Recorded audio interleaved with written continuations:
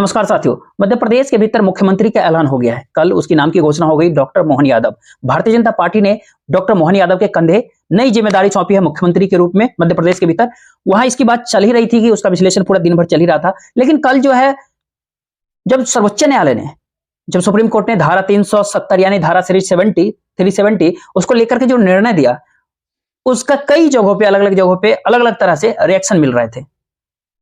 पहला रिएक्शन जो था वो सरकार की ओर से थी कि 5 दिसंबर को लिया गया फैसला वो बिल्कुल सही था।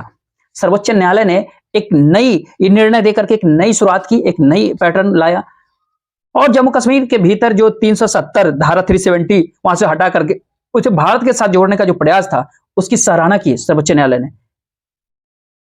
ये नरेंद्र मोदी जी की जीत है।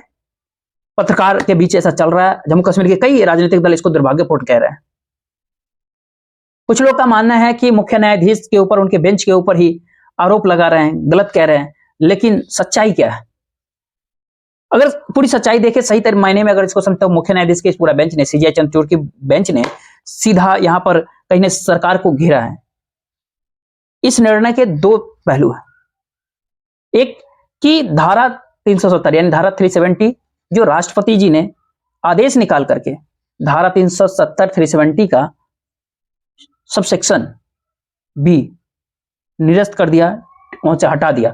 उसके बारे में सर्वोच्च न्यायालय का कहना था कि मंत्रिमंडल के अनुशंसा पर राष्ट्रपति का वह आदेश बिल्कुल संवैधानिक है। सर्वोच्च न्यायालय ने यह भी कहा कि धारा 370 धारा 370 ये टेम्परेरी है, इज ए टेम्परेरी, वो आज ए टेम्परेरी नहीं है।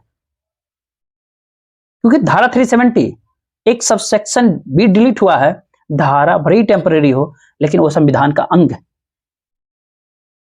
अब सेक्शन बी हटाना सही था या गलत था, इसके ऊपर बात नहीं थी। बात यह है कि ये संवैधानिक है या असंवैधानिक। कई इस पे इशू निकाले गए थे कि विधानसभा ही ने जब तक इसको निर्णय कर, तब तक आप कैसे इसको अपडेट कर सकते हैं। लेकिन सवाल यहाँ पे था कि धारा 370 के बारे में जो बहुत सारी भ्रामक जानकारियां जो थी, सत्ता पक्ष का कहना था धारा 370 हमने हटा करके बहुत बड़ा तीर मार दिया है। जो 75 साल से देश में इसका इंतजार कर रहा था, पूरा देश इसका इंतजार कर रहा था, इसे हटने का एक पूरा एक नैरेटिव बनाने का पूरा प्रयास था। दूसरा, धारा 370 जो है कि सेक्शन बी हट जाने से क्या मानस सब कुछ छीन लिया गया जम्मू कश्मीर में, ऐसा वहां के नेताओं का कहना है। सच्चाई क्या है? जब कश्मीर का पूरा विलय हुआ तो कश्मीर के लिए एक अलग स्टेटस चाहिए था। उस समय में एक कानून जो हुआ करता था कश्मीर में, ऑर्डली कानून था कश्मीर के संविधान में, कि कश्मीर के भीतर वहां के राजाओं को एक डर था कि जो पंजाब के सदन लोग हैं वो जम्मू कश्मीर में जाकर के जमीन खरीदेंगे और अपना वर्चस्व बना लेंगे और वहां की जनता सेकेंडरी हो जाएगी। इसी डर से वो मिसाइल और बहुत सारे अधिकार जो है धारा 370 के भीतर थे। जब संविधान के भीतर टेम्पररी इसको जोड़ दिया गया तो इसके भीतर थोड़ा बहुत जो है बदलाव करके वैसे के वैसे एक्ट इसके भीतर लाया गया जो धारा 370 के नाम से जाना जाता था। जब धारा 370 या 370 के तहत विशेष दर्जा मिला जम्मू कश्मीर को, तो भारत सरकार के पास मात्र 3 चीजें थी। एक डिफेंस, रक्षा, दूसरा था विदेश नीति, फॉरेन अफेयर्स, और तीसरा जो था करेंसी एंड बैंकिंग, जो मुद्रा बैंकिंग प्रणाली था। ये 3 को छोड़ करके बाकी सारे अधिकार जो है जम्मू कश्मीर के पास ही थे। लेकिन जब से संविधान लागू हुआ, आने वाले समय के साथ कुछ 37 ऐसे राष्ट्रपति के और आदेश आए। जैसे एक आदेश था सेक्शन बी के खत्म करने का, ऐसे 37 और आदेश हुए और इन 37 आदेशों ने धारा 370 को वैसा ही खोखला कर दिया था। यहां तक कि चंद्रशेखर के गवर्नमेंट ने सीएजी द्वारा जम्मू कश्मीर में ऑडिट भी शुरू करवा दिया। यानी मतलब जो स्टेटस था विलय के दौरान वो बिल्कुल भी खोखला हो गया था। पूरा कंट्रोल केंद्र सरकार के हाथ में आ गया था। हाँ, डोमिसाइल नीति थी, कोई जमीन नहीं खरीद सकता था, ये नीति थी। लेकिन बाकी जो परमिट लगता था वो खत्म हो गया था। बहुत सारी ऐसी चीजें थी जो खत्म हो गया था। धीरे धीरे करके आराम आराम से उस सारे 370 को पूरे अंदर से खोखला कर दिया था। अब यहां पर जब सेक्शन बी वहां से हटाया गया या फिर उसको रद्द कर दिया गया, उससे क्या हुआ? उससे एक स्पेशल स्टेटस जो बचे हुए कुछ चीजों के साथ जुड़ता था वो खत्म हो गया। लेकिन साथ में सेंट्रल गवर्नमेंट ने अपने हाथ तक कटवा लिया। अब थोड़ा इसको एक अलग तरीके से देखते हैं कि क्या सर्वोच्च न्यायालय का जो निर्णय है यही कि धारा 370 का सेक्शन वी हट जाना संवैधानिक था, इसमें कोई गलत नहीं था। उसी निर्णय के दूसरे पहलू में सर्वोच्च न्यायालय ने केंद्र सरकार को एक आदेश दिया कि सितंबर 2024 के पहले ही जम्मू कश्मीर में चुनाव होगा और वहां पूर्ण राज्य का दर्जा मिलेगा। ये पूर्ण राज्य का जो दर्जा है ये कहीं ना कहीं सेंट्रल गवर्नमेंट को डायरेक्ट प्रभावित करता है।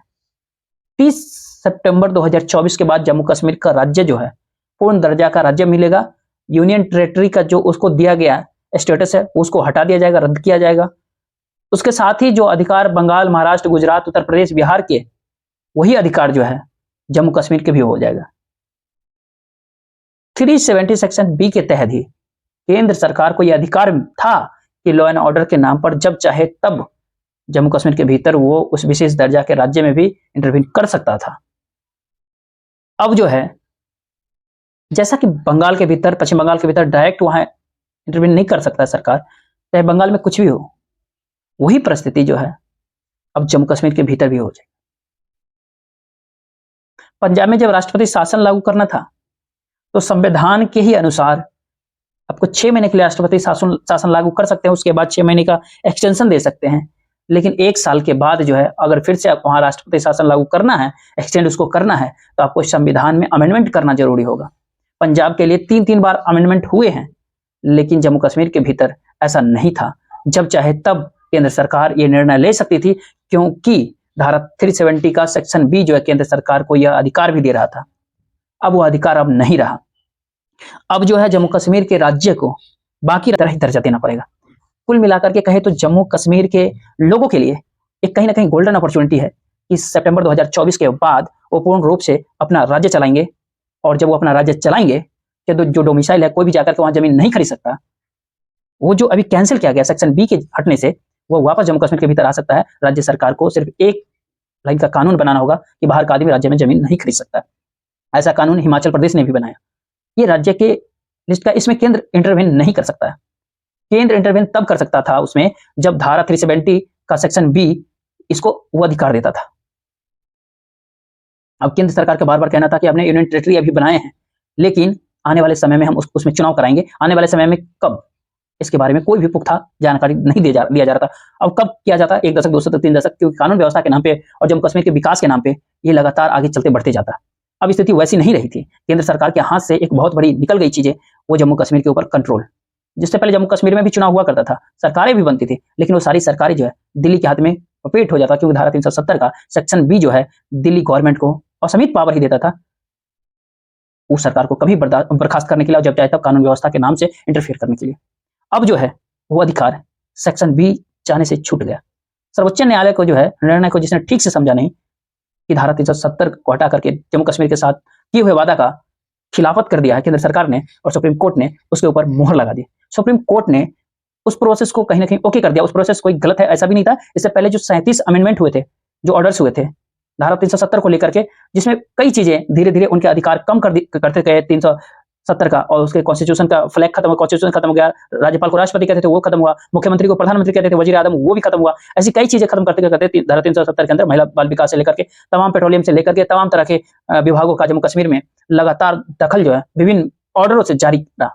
तो कुल मिलाकर कहे तो धारा 370 हटने से सिर्फ 1-2 चीजों पर ही इंपैक्ट पड़ सकता है। वो 2-3 चीजें जो है जम्मू कश्मीर के लोग एक सिंगल लाइन का एक कानून बना करके वापस कर सकते हैं, इसलिए वहां लोगों ने वो कुछ भी नहीं खोया ज्यादा। बहुत ज्यादा ये कहा जाता है कि 370 हटाने से बहुत ऐतिहासिक बड़ा काम हुआ, क्योंकि धारा 370 वैसे ही अंदर से खोखला पड़ा हुआ था। वो पहले जैसा नहीं था जिसके भीतर मात्र डिफेंस, बैंकिंग, फाइनेंस और एक्सटर्नल अफेयर्स, ये सिर्फ 3 चीजें भारत सरकार के पास, बाकी किसी भी चीज में भारत सरकार को अधिकार ही नहीं था इंटरवेन करने का। लेकिन धीरे धीरे करके एजुकेशन हो, इंडस्ट्रियलाइजेशन हो, बाकी भी चीजें हो, हर जगहों में भारत सरकार ने इन्हीं राष्ट्रपति आदेशों से चीजें को डाइल्यूट करते गए। अब पूरा एक खंडरनुमा धारा 370 खड़ा हुआ था जम्मू कश्मीर के भीतर, उसको आखिरी धक्का पड़ा मोदी जी ने दिया, उसमें केंद्र सरकार ने अपने कहीं ना कहीं हाथ। अब कई लोगों का मानना है कि जम्मू कश्मीर एक बॉर्डर राज्य है, इसमें पूर्ण राज्यों का दर्जा अगर इसको दिया जाएगा तो फिर अलगाववाद भी है, और आने वाले समय में वो पाकिस्तान से सटा हुआ है। तो भारत सरकार के लिए, भारत के लिए हमेशा बीच में तकलीफ होगी। पंजाब में खालिस्तान मूवमेंट क्या नहीं चला, या पाकिस्तान से अलग तो नहीं, क्या पंजाब के लिए क्या अलग ट्रीटमेंट होना चाहिए क्या? राजस्थान के भीतर गुजरात, ये दोनों जो राज्य है पाकिस्तान से सटे हुए नहीं है? सब तो है। गुजरात का भी एक पार्ट पाकिस्तान को लगता है, समुद्र के साइड से। क्या वहां पर कोई कोई आतंकवादी गतिविधियां होगी तो क्या कोई अलग स्टेटस उस पर बनेगा क्या? चाइना को लेकर के जो राज्य है, जो बांग्लादेश से लगा, नेपाल के लग करके जो राज्य, बर्मा के लगे हुए जो राज्य, क्या इन्हीं राज्य के ऊपर कुछ ऐसा कोई कानून प्रतिबंध लगाया जाएगा? ऐसा नहीं हो सकता। इसीलिए जो है, जो पूरा निर्णय था कल सर्वोच्च न्यायालय की, सबसे बड़ी उपलब्धि जम्मू कश्मीर के भीतर के लोगों के लिए है कि उन्हें पूर्ण राज्य का दर्जा मिलेगा, जिसमें कोई इंटरफेरेंस नहीं होगा, उसे ही पूर्ण राज्य का दर्जा मिल जाएगा। सर्वोच्च न्यायालय ने ये फैसला दिया। धारा 370 हो या ना हो, इससे कोई फर्क नहीं पड़ता। धारा 370 के सारे भी जितने भी प्रोविजन थे वैसे ही खत्म हो चुके थे। एक आध दो जो बचे हुए थे, जो बाहर की जमीन लोग निकले, इस तरह के कुछ थे, वो इनमें चल जाते। अपना कानून खुद भी जम्मू कश्मीर बना सकते हैं, केंद्र सरकार इसमें हस्तक्षेप नहीं कर सकती है। इसलिए सर्वोच्च न्यायालय के निर्णय को बहुत ही बारीकी से समझना चाहिए और ध्यान से संविधान को सामने रख करके उसको परिभाषित करना चाहिए, तो डायरेक्ट केंद्र सरकार को प्रभावित करते हैं। जय हिंद।